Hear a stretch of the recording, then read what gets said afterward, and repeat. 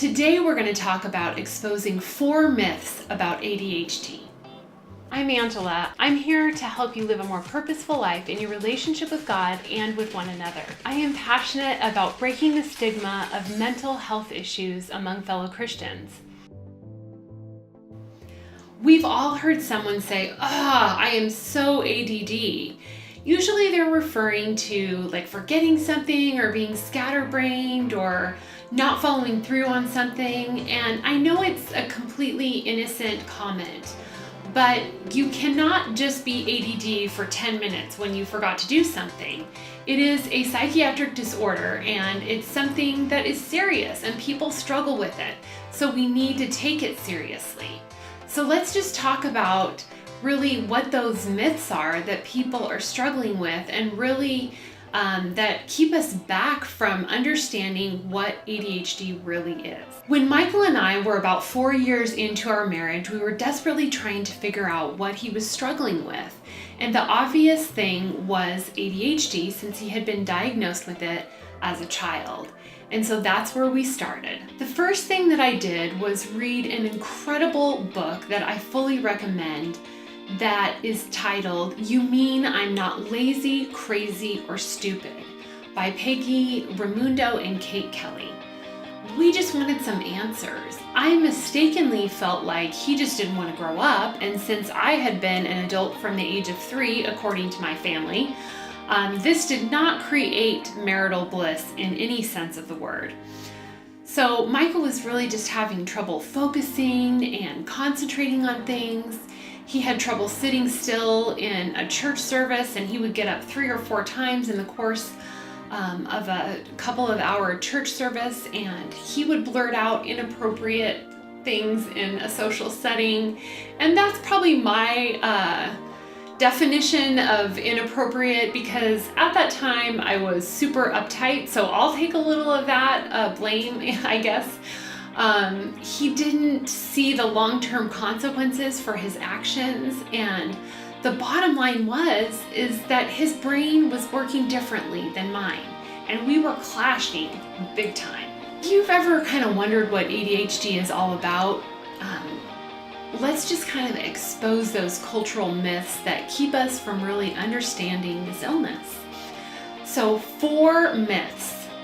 Number 1, it comes from bad parenting. I kind of take this a little personally because both of my kids have ADD.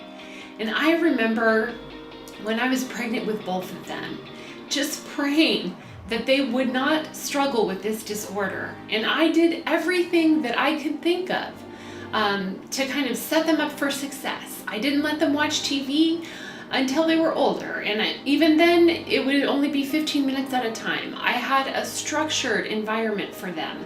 I did things that you would probably think were ridiculous, and even though I loved my approach for parenting and reading to them all the time and really spending that one-on-one time with them, I did them kind of with the idea in the back of my mind that it would somehow prevent them from having ADD, but it didn't. So it does not come from any kind of parenting style, but it really does come from a biological change and difference in the brain. And so we need to debunk that myth that it comes from bad parenting. Number 2, it isn't a medical disorder, it's just an excuse. Now, ADHD is a condition that inhibits the executive functioning in your brain. It messes with your mental operation and interferes with those basic functioning skills. So because of that, it's defined as a psychiatric disorder. It's biologically based, period, and it's simply an imbalance of the neurotransmitters in the brain. There's no other way to describe it, and so that myth is now debunked. Number 3, if you take ADHD medications as a child, you are more likely to do drugs as an adult or even as a teenager. Okay, ADHD medication is not some kind of gateway drug. These medications have been used to treat ADD for over 50 years. 50 years. Okay, teens who are treated for ADHD are less likely to do drugs and to do other risky behavior, to abuse alcohol. Obviously, medication is not the only way to treat ADD, and I'll have more on that in another video. But please understand that this is not a gateway drug. This does not cause someone to do drugs. Number 4, people with ADHD shouldn't try to be successful or have high-level careers or go to college. This one gets me a little fired up. They are often thought to have above average IQs. Have you ever heard of Mozart, Benjamin Franklin, or Abraham Lincoln? These people are all thought to have had ADHD. You know of Richard Branson and Dr. Ed Holloway and many others who represent perseverance and high IQs and using their strengths to succeed. This is what is possible for people with any mental illness or any disorder. It does not have to limit you. There is hope for treatment.